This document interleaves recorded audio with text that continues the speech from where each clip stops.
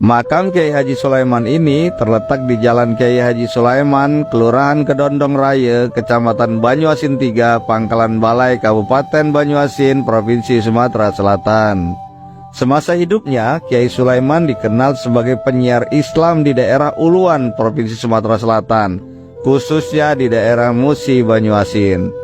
Ada dua versi terkait tahun kelahirannya. Yang pertama menyebutkan beliau lahir pada tahun 1808 Masehi, sedangkan versi yang kedua menyebutkan beliau lahir pada tahun 1865 Masehi. Beliau mengembuskan nafas terakhir pada tahun 1954. Kiai Sulaiman mendapatkan pendidikan agama Islam dari ayahnya yang bernama Kiai Haji Abdurrahman Delamat, seorang ulama besar yang namanya cukup dikenal di Provinsi Sumatera Selatan. Ayahnya adalah sahabat dari Kiai Merogan, maka tak heran jika Kiai Sulaiman kecil juga pernah mendapatkan gemblengan agama langsung dari Kiai Merogan. Di usianya yang masih belia yaitu 12 tahun, Kiai Sulaiman meninggalkan tanah air dan melanjutkan pendidikan agama di kota Mekah. Adapun guru-gurunya diantaranya disebutkan yaitu Syekh Stambul dan Sayyid Ahmad Zaini Dahlan.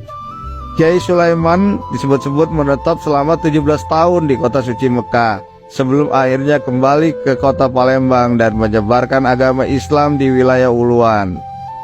Cara berdakwah beliau cukup unik, yaitu mendatangi rumah-rumah penduduk yang berada di sepanjang aliran sungai dan mengajarkan ilmu agama. Warga diajarkan membaca dan mengkaji Al-Quran. Selain itu, Kiai Haji Sulaiman juga mengajarkan ilmu fikih, tauhid dan tasawuf. Sebagian masyarakat juga diajarkan ilmu fikih Tuhfatul Muhtad karangan Syekh Ibnu Hajar Al-Haytami. Selain memberikan pengajian atau cawisan kepada masyarakat, banyak aktivitas yang digeluti oleh Kiai Haji Sulaiman. Ia aktif memberikan pengajian dan ceramah kepada masyarakat. Dari pengajian yang diberikan kepada masyarakat itulah Kiai Haji Sulaiman mengawali pengabdiannya dalam memperbarui pelajaran agama, akhlak, dan pendidikan takwa. Sejumlah peninggalannya masih dapat kita temui, di antaranya adalah masjid dan musola. Salah satunya adalah peninggalan masjid tua di Desa Mangsang, Kecamatan Bayung Lencir, Musi, Banyuasin.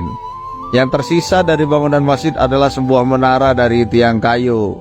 Menara masjid itu masih terlihat dan berdiri kokoh di pinggir sungai Lalan yang melintasi Desa Mangsang, Kecamatan Bayung Lencir. Sepintas tiang penyangga menara masjid itu terlihat seperti terbuat dari batu, tetapi sebenarnya tiang itu terbuat dari kayu. Masjid tua yang meninggalkan sisa bangunan menara itu tidak dilakukan pemugaran karena berkaitan dengan pesan Kiai Sulaiman yang mensyaratkan pembangunan kembali masjid boleh dilakukan jika sekurang-kurangnya sudah terdapat 40 orang jamaah di sekitar masjid. Syarat 40 orang jamaah tersebut sekaligus menandakan jika Kiai Sulaiman adalah penganut mazhab Syafi'i yang mensyaratkan jumlah jamaah sekurang-kurangnya 40 orang agar dapat menyelenggarakan sholat Jumat secara berjamaah. Peninggalan Kiai Haji Sulaiman lainnya adalah Masjid Istiqlal dan Al-Ma'mun yang berada di Desa Ujung Tanjung, serta Masjid Nurul Iman di Desa Sejagung, dan sebuah musola yang dinamakan Musola Al-Ikhlas di Desa Ujung Tanjung.